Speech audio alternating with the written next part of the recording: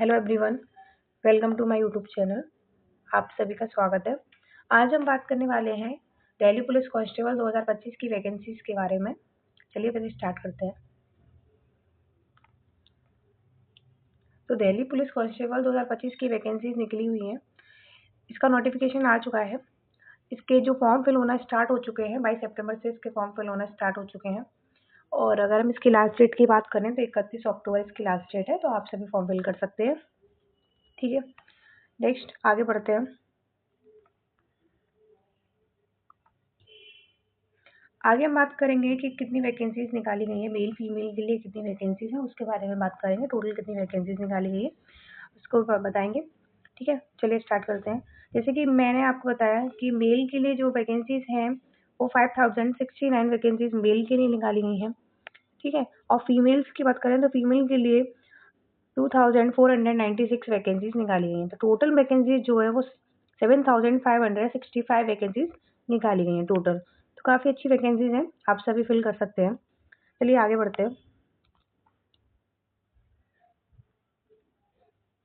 आगे जानेंगे कि जो मेल के लिए वैकेंसीज निकाली गई हैं किस किस कैटेगरी में कितनी वैकेंसीज निकाली गई हैं।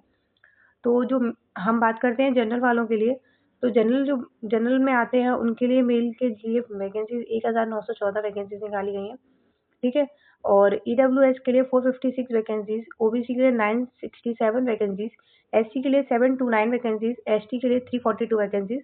तो टोटल जो वैकेंसीज निकाली गई हैं 4408 वैकेंसीज निकाली गई है मेल के लिए।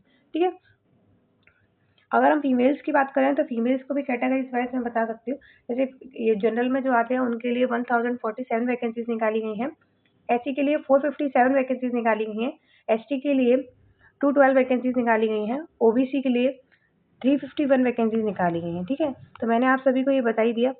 और टोटल अगर फीमेल्स की बात करें तो 2496 वैकेंसीज निकाली गई हैं। ठीक है, चलिए आगे बढ़ते हैं।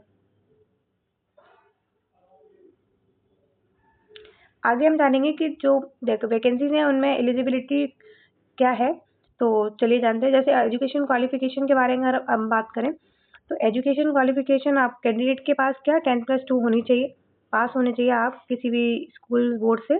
ठीक है, और आपको एज रिलैक्सेशन दिया जाता है 11। आप अगर इसमें एक रिलैक्सेशन की बात करी गई है कि आप 11th भी क्लियर कर रखा है तो आप भी इस फॉर्म को फिल कर सकते हैं। ठीक है, लेकिन इसमें एक पॉइंट बताया गया है कि जिसके भी पेरेंट्स दिल्ली पुलिस में पहले से सर्विस करते हो। ठीक है, आगे हम एज लिमिट की बात करते हैं।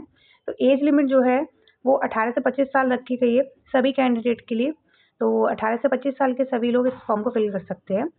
ठीक है, आगे हम बात करने वाले हैं कि इसमें जो है कास्ट वाइज कैसे आपको दिया गया है। तो जो ओबीसी कैटेगरी में आते हैं उनको 3 साल का आपको एज रिलैक्सेशन दिया गया है, और जो अदर कैटेगरी से बेसिक कैटेगरीज में आते हैं तो उनको 5 साल का एक एज रिलैक्सेशन दिया गया है। ठीक है, चलिए स्टार्ट करते हैं आगे।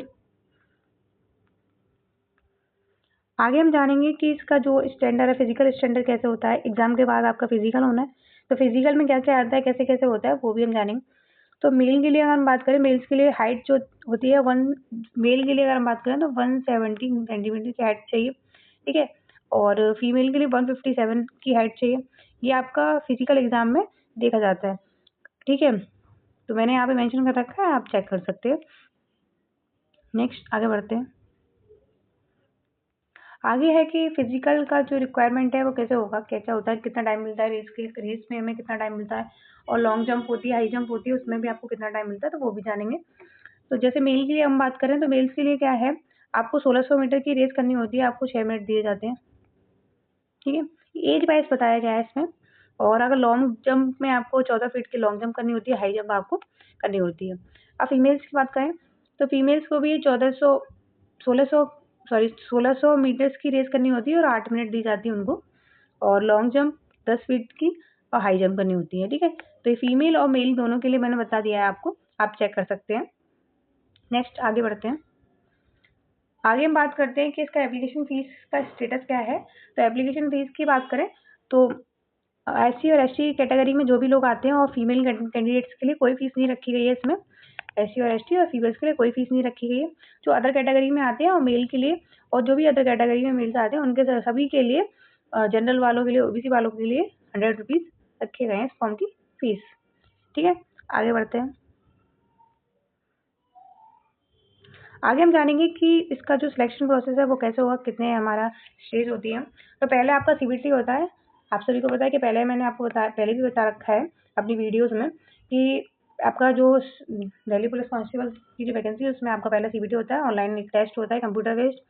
उसको क्लियर करने के बाद आपका फिजिकल होता है। ठीक है, तो फिजिकल के बारे में मैंने आपको बता ही दिया ऊपर। जो ये एग्जाम होता है वो आपको 100 मार्क्स का होता है, आपको क्वालिफाई करना होता है। ठीक है, नेक्स्ट आगे हम बात करते हैं।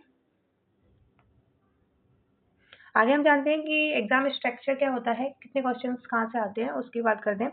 तो आपके वही सब्जेक्ट होते हैं, reasoning, general knowledge, maths, computer आपको आनी चाहिए, ये सभी आपको आना चाहिए। तो रीजनिंग में अगर हम बात करें तो नंबर ऑफ क्वेश्चंस की बात करें तो 25 क्वेश्चन आते हैं, 25 मार्क्स के आते हैं। और जनरल नॉलेज में भी आपके 50 क्वेश्चन आते हैं, 50 मार्क्स के आते हैं। और मैथ्स में आपके 15 क्वेश्चन आते हैं, 15 मार्क्स के आते हैं। और कंप्यूटर में भी आपके जैसे कि फंडामेंटल आ जाता है, MS excel, MS word, communication, internet, ये सभी आपको आना चाहिए। तो उसी में से 10 क्वेश्चन आपके पूछ लिए जाते हैं और 10 ही नंबर के आते हैं। ठीक है, अगर हम इसमें ड्यूरेशन टाइम की बात करें, कितना टाइम मिलता है, तो आपको 90 मिनट्स मिलती है इस पेपर को सॉल्व करने के लिए। तो आपके टोटल जो नंबर ऑफ क्वेश्चंस है वो 100 आते हैं और 100 ही मार्क्स के आते हैं और ड्यूरेशन टाइम आपको 90 मिनट्स दिया जाता है। ठीक है, आगे बढ़ते हैं। आगे इसमें सिलेबस की बात करें, क्या सिलेबस रखा गया है, तो जैसे मैंने आपको ऊपर सब्जेक्ट्स बताए, उन सब्जेक्ट्स के अंदर क्या क्या आता है तो उसकी भी हम बात कर लेते हैं। जैसे आपका रीजनिंग है, तो रीजनिंग में क्या क्या पूछ लिया जाता है इसमें सब मेंशन है। जैसे मैंने आपको पहले भी बता रखे हैं सारे चैप्टर्स के बारे में, तो आपको इतना परेशान होने की जरूरत नहीं है। वही सब आता है, कोडिंग, डिकोडिंग, सीरीज के क्वेश्चन यही पूछ लिए जाते हैं। ठीक है, रिलेशनशिप कॉन्सेप्ट पूछ लिए जाते हैं, फिगर के बारे में क्लासिफिकेशन करने के लिए पूछ लिया जाता है, ये सब आपका रीजनिंग में पूछा जाता है। और मैथ्स की बात करें तो मैथ्स में भी हमारे वही चैप्टर्स आते हैं, एवरेज, इंटरनेट, एवरेज आ जाता है हमारा, और प्रॉफिट लॉस आ जाता है, mensuration, time and distance, ratio, proportion of time and work, यही सभी क्वेश्चंस आते हैं, नंबर सिस्टम। तो आपको ये सब तैयार करने पड़ेंगे, इसी में से आपके क्वेश्चंस आते हैं। आगे जानते हैं कि आगे जो सब्जेक्ट्स हैं उनमें क्या क्या पूछा जाता है।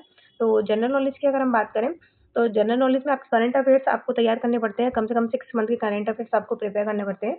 ठीक है, और आपका इसमें क्या पूछ लिया जाता है, स्पोर्ट्स से क्वेश्चन पूछ लिए जाते हैं, हिस्ट्री का, कल्चर और ज्योग्राफी, इंडियन इकोनॉमी, पॉलिटी, ये सभी इनमें से आपके क्वेश्चन पूछ लिए जाते हैं। तो आप सभी को ये सब तैयार करना पड़ता है। और करंट अफेयर्स तो मेन होता है, करंट अफेयर्स आपको तैयार करने ही पड़ेंगे और कम से कम आपको 6 मंथ के करंट अफेयर्स तैयार करने पड़ते हैं। आगे हम बात करते हैं कि कंप्यूटर का सिलेबस क्या है। तो कंप्यूटर का सिलेबस मैंने आपको आगे भी बताया था। जैसे कि आपको कंप्यूटर बेस में फंडामेंटल पूछ लिया जाता है, MS एक्सेल है, MS वर्ड है, कम्युनिकेशन वाला, ये सभी आपके इनमें से क्वेश्चन पूछ लिए जाते हैं। आगे भी मैंने पॉइंट को मेंशन करा है कि जैसे क्या क्या पूछा जाता है, तो आप इसमें चेक कर सकते हैं, आपको कोई भी दिक्कत नहीं होगी। ठीक है, आगे बढ़ते हैं। तो फॉर्म फिल कीजिए जाके और तैयारी कीजिए। तब तक के लिए धन्यवाद, मिलते हैं नेक्स्ट वीडियो में एक नई वैकेंसी के साथ। Thank you.